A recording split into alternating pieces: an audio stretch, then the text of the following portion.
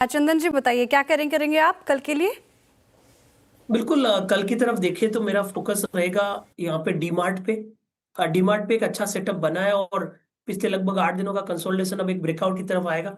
आज का जो प्राइस एक्शन है वो एक bullish belt hold kind of candle है और हल्का सा फॉलो होते यहाँ पे ब्रेकआउट हुआ तो इसके लिए बीटीएसटी का अच्छा कैंडिडेट नजर आ रहा है। यहाँ पे खरीदारी की सलाह रखेंगे। 4700 एक इमीडिएट सपोर्ट के तौर पे यहाँ पे काम में लेना चाहिए और 4700 के सपोर्ट से कहीं ना कहीं 4900 तक के टारगेट डीमार्ट पे बनने चाहिए। ओके, तो डीमार्ट ये हो गई चंदन जी की पिक। गाबा सर, आप क्या कैरी कर रहे हैं कल के लिए? कल के लिए मुझे लगता है कि एसआरएफ पर ध्यान देना चाहिए।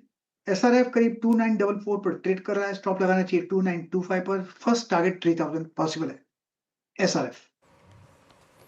ओके मानस, आप क्या कैरी करेंगे?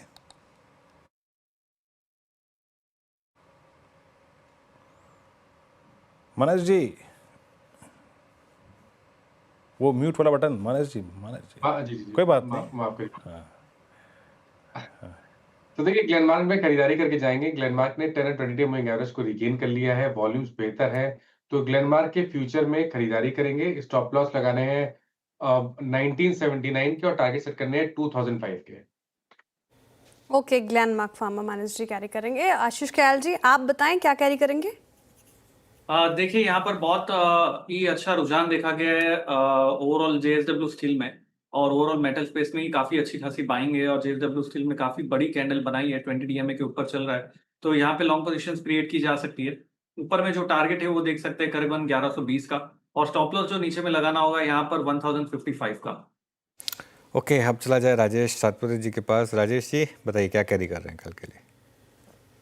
अनुज, देखिए मैं वोल्टास लेके जाऊंगा। मुझे लगता है जिस तरह से परसों ब्रेकआउट मिला और पिछले 2 दिनों से जो कंसोलिडेट हो रहा है 1400 के ऊपर, तो यहाँ पे एक बाइंग अपॉर्चुनिटी बनती है।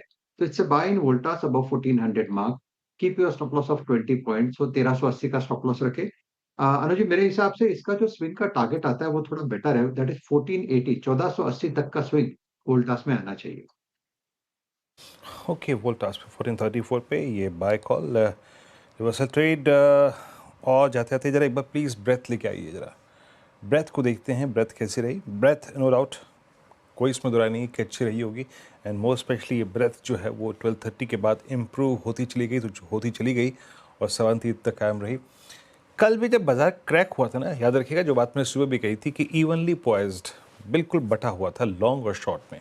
ऐसा नहीं था कि सब कुछ टुवर्ड्स एंड खराब हो गया था ना। आज ज़्यादा बेहतर है। इट्स 127, 127 लॉन्ग, 135 में शॉर्ट कवरिंग, 46 में शॉर्ट और 4 में लॉन्ग अनवाइंडिंग। प्रॉफिट्स को कैश में कन्वर्ट करने की जल्दबाजी, वो रुझान नज़र नहीं आया। That's great, that's important.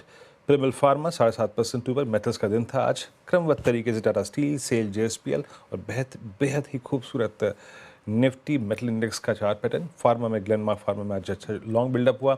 Yes bank, Manappuram finance, coal India में लोअर ट्रिजेक्ट्री से रिवर्सल था। Same case IndusInd bank. और अच्छा लगा देख के कि कैनरा बैंक का शॉर्ट कवरिंग की लिस्ट में अपीयर हो रहा है। दैट मीन्स आज एक शॉर्ट कवरिंग विजिबल कल के स्टैट्स में होगी। पीएसयू बैंक्स में शॉर्ट बिल्डअप है, फिनिक्स मिल्स में, इंडस टावर और